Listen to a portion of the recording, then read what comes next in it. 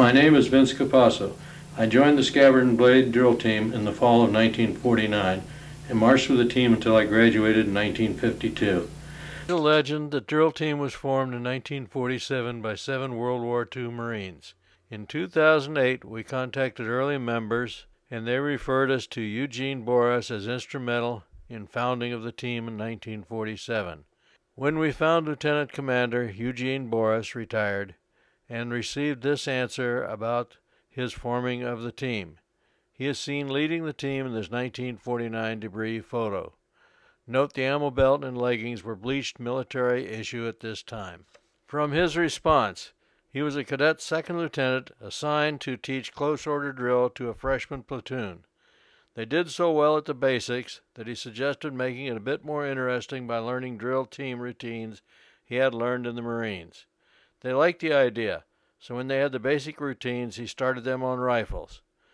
They started enjoying the drill, so he gave them more of the drill team routines. Boris was a member of the Scabbard and Blade Honorary, and at a meeting he proposed that a drill team sponsored by the Honorary be organized. They gave him the okay. He went on to say, the unit received an invitation to take part in a Pershing Rifles meet at Indiana University. The team won first place, and I think the trophy should still be in the display cabinet. That would have been in the spring of 1948. Drill team members did not have to belong to the Scabbard and Blade Honorary Society. In the fall of 1952, the drill team made a partial break with the Scabbard and Blade and was known as the Purdue Drill Team, sponsored by Scabbard and Blade. In 1955, the break became final, and the Purdue Drill Team became a completely independent organization governed by its own constitution. Although composed primarily of members of the Army, Navy, and Air Force ROTC units, the Purdue drill team was open to any male Purdue student. The team was thus unique in that it was the only intra-service drill team participating in the collegiate drill competition on a nationwide level. Even though the team was not directly connected with the ROTC program, the team members elected a cadre officer from each ROTC branch to serve as an advisor. In addition, one enlisted man was elected to serve as drill consultant to the team. The objectives of the Purdue drill team, as stated in its constitution, were to foster, encourage, and develop efficiency in military drill, to promote teamwork and cooperation, to advance the ideals of the military establishment, to provide opportunities for leadership, to help all branches of the ROTC in any possible way, to promote goodwill with Purdue University and with other universities. The Purdue drill team took first place in its first competition back in 1948. Since then it has completed in 50 drill meets, capturing 39 firsts, 7 seconds, and 3 thirds. Only once has this remarkable record been blemished by placing lower than third. The most important meet each year was the National ROTC Drill Team Competition held in Washington, D.C. during the Cherry Blossom Festival. The national meet has been held annually since 1955, with 50 to 70 teams competing each year from the nation's best collegiate drill teams. The Purdue drill team has won the coveted national championship 6 out of 10 times, and thus was duly recognized as the national champion. While the Purdue drill team was active, no other drill team has won more than once. While in Washington, the team has done exhibitions by request of the top military officials, including the late President Kennedy, who was made an honorary member of the team. Although the national drill meet was the highlight of the year, the Purdue drill team competed in about 5 other meets during the spring semester. These included invitational meets at Illinois, Michigan, Ohio, and of course the Scabbard and Blade Invitational at Purdue. In addition to these meets, the Purdue drill team participated in many civic parades and was in great demand by local and statewide schools to perform exhibitions. The team also performed 4 or 5 exhibitions at various universities and events, including the annual President's Review. Okay, the Scabbard and Blade drill team, why did I join? In the fall of 1948, when I started at Purdue, all freshmen had to take basic ROTC. Actually, we took it for the first 2 years. I was very good at the military drill and found out there were teams that competed in military drill. So I decided it would be good to try out for one of them. I was thinking of Pershing Rifles. Now, in the spring of 1949, I moved from Bunker Hill, a temporary type dormitory housing for freshmen, into Cary West, first floor. There were a lot of World War II veterans living there at the time. And I remember commenting to them either in the spring of '49 or the summer of '49 that I was thinking about joining the Pershing Rifles team for a drill competition. And one of them spoke up to me and told me to join the Scabbard and Blade drill team, being a much better team for competition. I followed their advice, and in the fall I did try out for the Scabbard and Blade team. I can't remember who that veteran was. At that time, when you tried out for the team, you just went to the team practices and practiced with the team. If you were good enough, you were accepted to the team. And I recall that we were accepted. It may have been at one of the practices we were told. After we were accepted, or I was accepted, I realized that there was a key that the Scabbard and Blade drill team members had, and I asked about it and was told, oh, just go over to the bookstore and buy one, which I did and wore with pride, it being my first key at Purdue. Up until that time, through the spring of 1949 or 50, spring of 1950, everything was very informal in joining the team and going through the processes.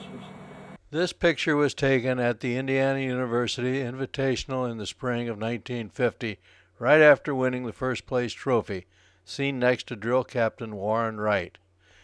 This season we finally got white gloves, white ammo belts, and white leggings or spats to wear instead of the bleached belts and leggings used in the first 2 years. 26 members are seen in the picture, plus faculty advisor and drill captain Warren Wright. We all went, even though only 18 marched in the competition. In the fall of 1950, we decided to post notices and have a formal tryout to try and attract more members. We wanted to increase the team from competition from 18 marchers to 24 marchers. We did post the notices, got a goodly number of new members trying out, and had tryouts. We then decided to have a formal pledging process. The pledge board design was taken from the key, looking much like the Scabbard and Blade key. I remember at the time being glad that the formal pledging hadn't started when I joined the team, because I didn't have to go through the process. During that year, we then decided to have a formal acceptance ceremony into the team. As the ceremony day approached, I asked the team officers if they had invited the ROTC commanders, and that had been overlooked, this being our first formal acceptance process. We quickly invited all the commanders. The ROTC advisors, I'm sure, were already invited to the acceptance ceremony. Okay, at that time, the Scabbard and Blade drill team was not a formal or official campus organization. We were still under the umbrella of the Scabbard and Blade Honorary Society. And that's probably why we didn't have a separate page in the debris. Our picture did appear with the Scabbard and Blade Honorary Society in the 1949 debris. I think this may have been one of the reasons in 1952 why we started to make the break from the Scabbard and Blade Honorary and become an official campus organization. Okay, as a team member, I was accepted by ROTC and wore the white fourragère with pride. In this picture, you can see myself and my date for the military ball in the fall of 1950. My date was Mary Harbaugh, who became my wife in April of 1952, just before graduation and my commissioning in the Air Force. You can see the white fourragère I'm proudly wearing on my coat for the dance. As far as the practices, the most difficult movement, or the thing that worried me the most in practice, was doing stack arms. Stack arms was a required movement for most of our competitions. In fact, all of them, as I can recall. We did lose a few during practice. There was much noise and no place to hide. I never lost one from my stack. And we never lost one in competition. I recall us experimenting with Queen Anne drill a little bit with the M1 Garand. It only took a short time for the couple of us that tried it to decide that this was not something that the drill team wanted to do. It would take too much time to master, too difficult with the M1 Garand. I noticed in some of the old movies it was tried again later with the Springfield, apparently with the same result, as it never shows up in any of the movies other than that one short blip. I began experimenting with forward march from the Order Arms position in the fall of 1950. Looked it over with another team member, and we thought that that might be something we could do in the exhibition. We suggested to the team officers, and it was adopted for the exhibition portion of the events during the 1950-51 year. Now remember, at this time, most of the events we went to were invitations from Pershing rifle events, where scores were based on standard military maneuvers, so we could not use the forward march from Order Arms for these events. I recall us looking through old drill manuals and also foreign drill manuals for different movements to incorporate into our drill. We did incorporate the right and left abouts around this time, 1950-51. These were taken from band movements where they are done in order to keep the instruments the same position front to rear when the band reverses direction. The spread movements were started in the 1950-51 year also, some minor spread movements. I believe the large spread movement was started in the 51-52 school year.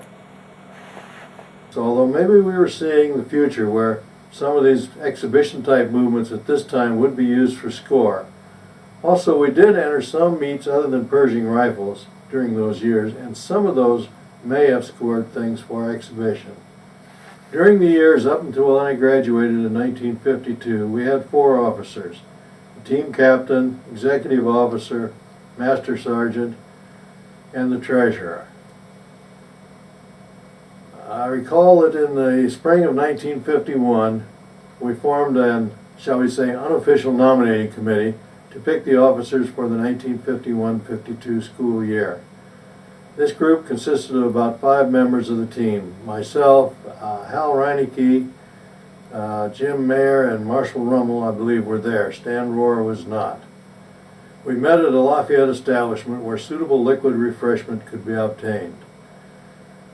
We picked the officers. Stan Rohr was selected to be nominated for captain. We felt that he could do a good job of giving the commands and leading the team and being the commanding officer. We did a good job because we always finished first with him in command.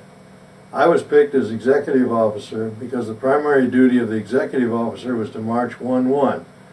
That position required a good constant pace, good steady marching for the rest of the team to follow. I can't recall who the other 2 officers were. At this time period, we were electing officers for 1 year, school year. I noticed in looking at the team history that in the 1952-53 year, the term of office was switched from 1 year to a semester. Okay, during this time period, we always marched in the same rank and squad. We didn't switch positions during the school year, during the time we were practicing. If a substitute, they always practiced with us. If one of the members knew they weren't going to make a meet, a substitute would fill in that spot as we practiced for the meet. Substitutes also went along to the meets in case something happened and they were needed during the meet to fill in for a member. As for other activities, we always had a celebration during the year. I think it was shortly after the new members were incorporated into the team. I recall that we would go to a campsite on a large creek or maybe the river, lots of suitable liquid refreshment like beer being available. I recall at one of these parties, the advisors, or maybe it was the World War II veterans, or perhaps both, had brought along a thermos of martinis to celebrate with. And I recall them complaining, the gentleman that made them complaining loudly that, why aren't these cold? I should have been cold, I put it in the refrigerator. Thought for a moment and then said, darn, heat transfer 101. I put the thermos in the refrigerator. It's a thermos, no wonder they didn't get cold. We all had a good laugh at him at this episode. The only hitch I remember in competitions was the one at Michigan where we took second place. We were given a list of required movements. We did one of the required movements immediately after the salute to the judges. The judges scored a 0 for that maneuver. The reason they said was because we did it after the salute, and everything after the salute was part of the exhibition. Even with the 0, we took second place. Afterwards, we vowed that we'd never finish second again, we'd always finish first, and I'm proud to say that we did while I was marching, and for a considerable time afterwards, we always finished first. After graduation, I was not called to active duty with the Air Force until the fall, August of '52. During that summer, my dad decided to treat me to some new uniforms for my active duty. Took me to his tailor. And I remember the tailor saying that he had to modify the collars a little bit because I carried my head more erect and back than normal. I believe that was from all those practices with the drill team. Thank you. Next, you will see films of the Purdue drill team marching in exhibitions and competitions. Each segment will be introduced by the actual drill captain who commanded the team at that time. This is Vince Capasso, and I'll be talking about this early video. This movie was found by Ralph McElhaney, and it shows us marching in Lafayette for an exhibition. We'll be to the Wind's March, and I was counting the steps. It looked like we spread about 8 steps and then turned and came back together. I know that I marched in this exhibit, but I can't remember much about it in details. There we were doing manual of arms. Ralph, when he looked at these videos after we got them put into the video format, and he looked at them, he said he couldn't remember that we were really that good, but we did a great job. These are the minor spreads that we were doing that time. Now here's one, a spread by sidestepping. Easy to do, and it looks good. I didn't remember doing it until after I looked at the video, and then the memory bank came back.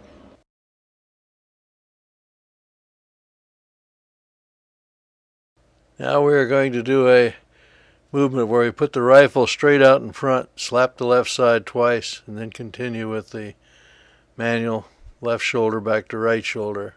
Now we're doing some spins. Of course, remember we're using the M1 Garand, not the Springfield that we started using in later years. This appears to be a spread by ranks. I don't recall all the movements that we did, of course, too long ago. But we did do a lot of manual of arms, and the crowd seemed to enjoy that. And here we're wind up at present arms, a long way to present arms. As I recall, we did enjoy doing these exhibitions.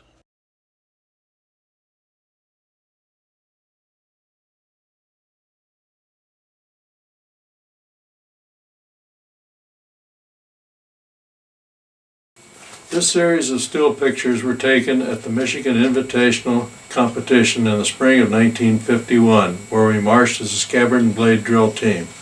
Our competitors were primarily Pershing rifle teams. The team fielded 18 marchers, 3 squads of 6. Scores were based on standard military movements. Each team was given a list of movements to demonstrate for score. The order in which they were done was up to each team. In addition to flanking movements, column right and column left were also required. We marched with the M1 Garand rifle instead of the Springfield 03s used in later years. The marchers got ready outside the armory.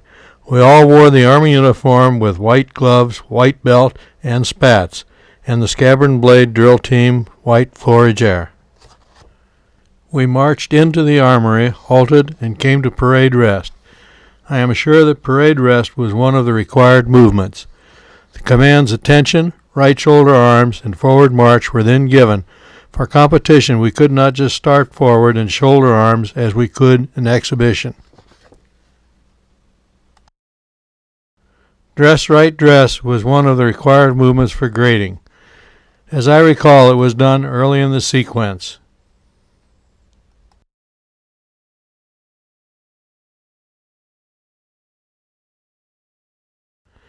This shows the team marching. I believe it was taken right after one of the column movements. Since we're using an old camera in those days with slow speed film compared to nowadays, we had to take things where there wasn't too much movement in relation to the camera. One of the required movements was stack arms, making a tripod by interlocking 3 rifles, 2 stacks per squad of 6. We had to stand at attention for a short period of time to ensure the stack did not fall, a breath-holding situation, for if they fell it made a terrible racket and there was no place to hide. We never lost one in competition.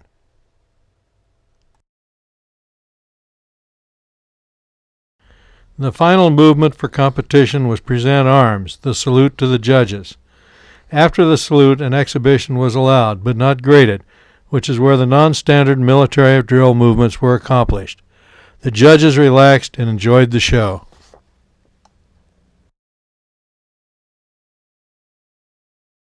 The spreads done in the spring of 1951 were still relatively simple. This was odd and even ranks. As I recall, the big spread movement started in the 1951-52 year.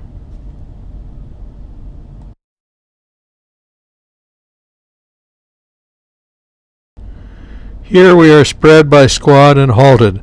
I believe from here we entered into the groups of 4 for rifle movements, spins, and exchanges.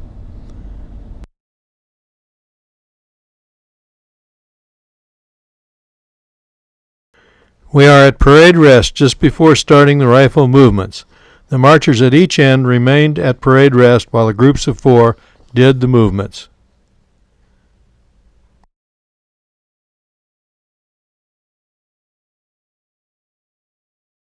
Here we are exchanging rifles across the group. The timing has to be correct so that the rifles don't bump in the middle. A few more rifle spins and then the rifles were exchanged back.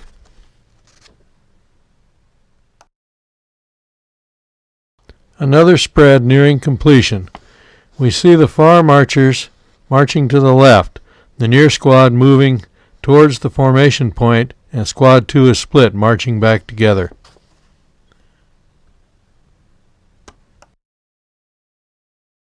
Through the spring of 1952, we marched as a Scabbard and Blade drill team from Purdue University. This chart shows our record. All first place except the second place at Michigan in 1951. Afterwards, at the next team practice, we vowed that henceforth we would always finish in first place, which we did through my graduation in the spring of 1952. In the fall of 1952, we became the Purdue drill team, sponsored by Scabbard and Blade.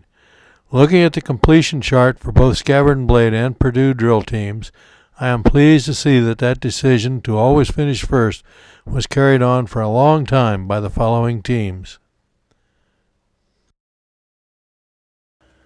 This is Vince Capasso again. The film from which this video was made belonged to Ralph McElhenney, and it was slightly damaged when it was transformed into video, so the quality is not real good, but we felt it was worthwhile to show it. You can see us doing a rifle movement there. I can't remember all the different movements that we did. I marched 1-1 during all our competitions in the 51-52 year. Now, Stan Rohr was our drill captain. Here we're doing a left about followed immediately by a right about, which gives us kind of a snake-like appearance going down the floor. In 1952, I remember as we were getting ready for the Purdue Invitational meet, that we considered that to be a very important meet with some of the top competitors, and that we had to do well. We won that meet, and then I see, looking at Lyle's charts, that that was considered to be the first national championship.